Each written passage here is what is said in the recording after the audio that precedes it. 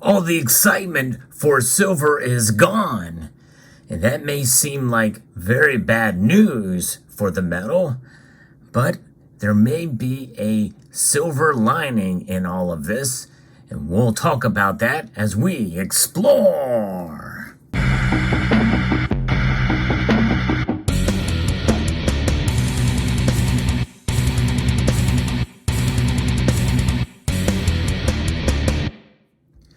Silver, it is a metal that fluctuates in terms of excitement over it, and I'm kind of sensing somewhat of a downturn in the community, but it's marginal at best. I've been around long enough that I've seen the ebbs and flows for silver, and there's always going to be some people who are just flat out haters of the metal, and there's always going to be others that are absolutely, no matter what, are dedicated to it to the absolute core of their being. Now for me, I'm kind of somewhere in between, although maybe you could call me a dedicated hardcore silver fan because I've not really sold hardly any silver other than some collectible pieces, and everything that I've gotten has gone back into either some sort of stacking or collecting of some nature down the road. But nonetheless, I'm going to be referencing a piece here by Reuters that talks about the silver demand and some surprising numbers I'm going to be talking about in this piece. If you enjoy content like this, I hope you would consider subscribing to the channel and pressing that thumbs up button, hitting that notification bell so that you can be apprised of the latest video that makes its way across your device. There is a report by Reuters that talks about how global silver demand is going to be falling by almost 10% this year. That's a pretty dramatic decrease. Global demand for silver will decline by 9.4% this year, largely due to a drop in investment. That's right. You guys are not buying as much silver. What's wrong with you? Get to it. Snap to it. Snap into a silver gem or something. But nonetheless, no, I'm kidding. Completely kidding about that. But we're going to talk about some of the reasons why this is not occurring. But this article continues to talk about how this is likely due to a drop in investment. In other words, stacking and maybe putting money into an ETF. The market will maintain a deficit still, according to a report from Chilean state agency Cochilico. The drop in demand would originate fundamentally from the decline in physical investment in silver in 2023, given a lower participation of Indian investors compared to 2022.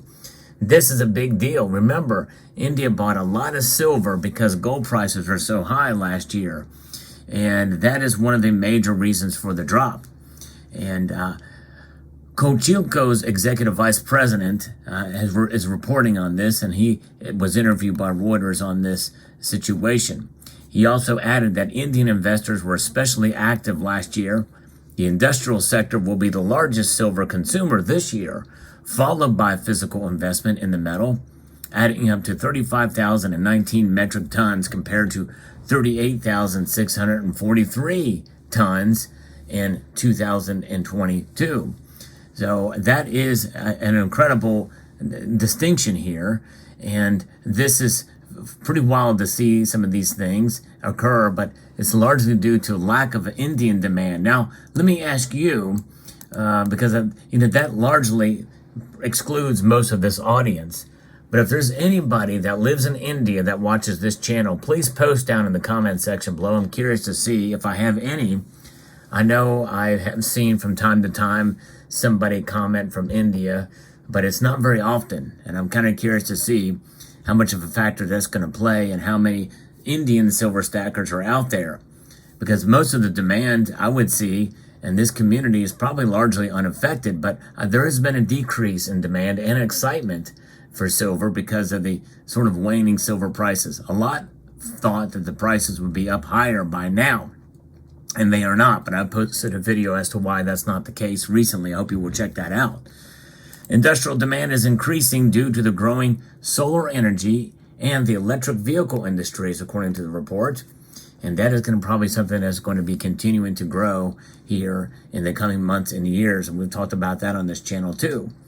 Despite the drop in demand, supply for 2023 is expected to reach 31,815 tons, which is an increase of 1.8% due to better prospects for mining production.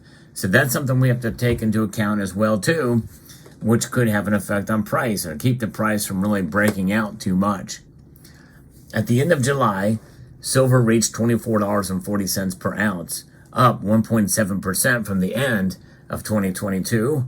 The average price for 2023 is expected to reach $24.60. So that's we'll see how that plays out, and that very well could be.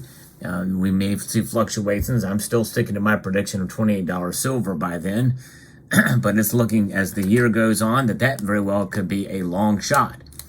Although, as I record this video, silver is up, today, and it's up noticeably in amount. So it's kind of recovering somewhat. Maybe it's a correction. I don't know. We'll see. But it's remarkable to see this occurring as it has gone up. But likely it's going to probably stay in this area at some level. Easing U.S. inflation and a weak dollar buoyed the price of silver during the second quarter, according to the report. It's due to the metal's role as a precious metal and an industrial metal that rises in value when the dollar depreciates. Morales says that the dollar is expected to weaken this year and is more relevant to the price and the weakness of the Chinese economy.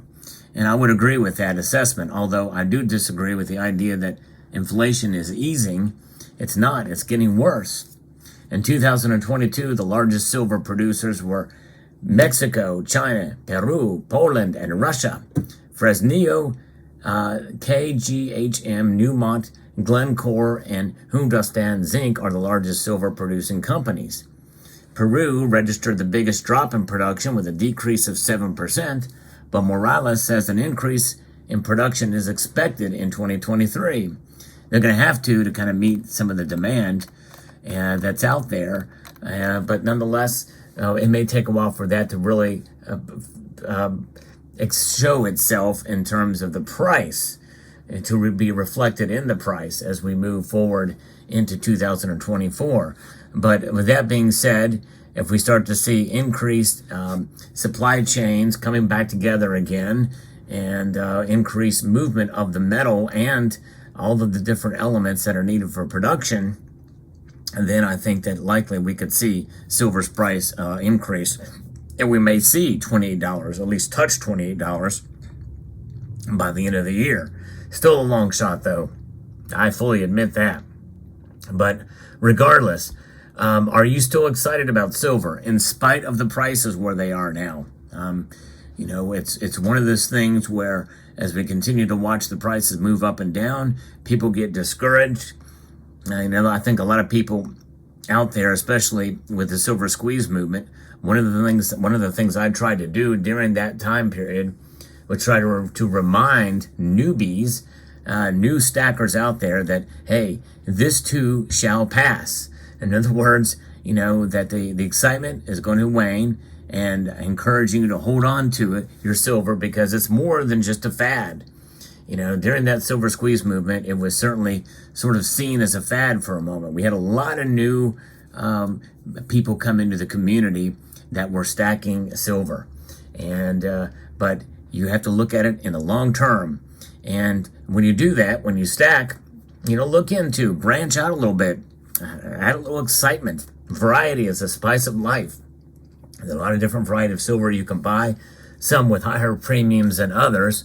But notwithstanding, if you can deal with that, and you can enjoy stacking and by buying different designs, and there's enough of them out there that you can find them for not a whole lot more than you would for any other design that you may buy, even in the privately issued or generic category.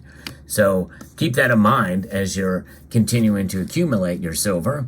But also, there's nothing wrong with just stacking up tubes of this or that.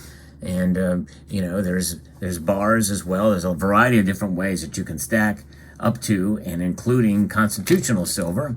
I mean, heck, you never know. I mean, I was able to go up pick up a dime bag today, local coin shop, and that's always fun, especially when you get 4 very nice 1917 almost uncirculated dimes for about $1.85 a pop. You can't beat that with the stick and heat.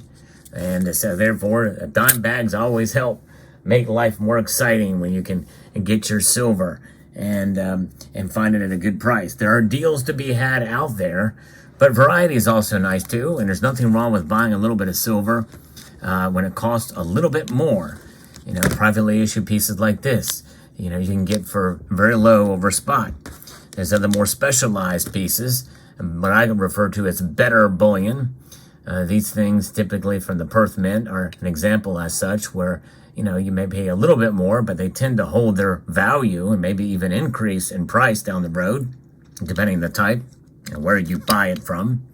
So keep your mind open, keep everything refreshed, and there's nothing wrong with being excited about silver just for the properties of the metal, regardless of the price, because the price is going to fluctuate from time to time. And you just have to understand and be open to that kind of movement. It's going to happen, you know, no matter what. You're going to see the price move up. You're going to see it move down. You're going to see it move all around. But look at it in the long term. In the long term, you're going to be much better off when you buy silver and you hold on to it for that length of time. I hope you found this video insightful, educational, and informative. And I want to encourage you to please rate this video, share it with others in the community, comment, and subscribe.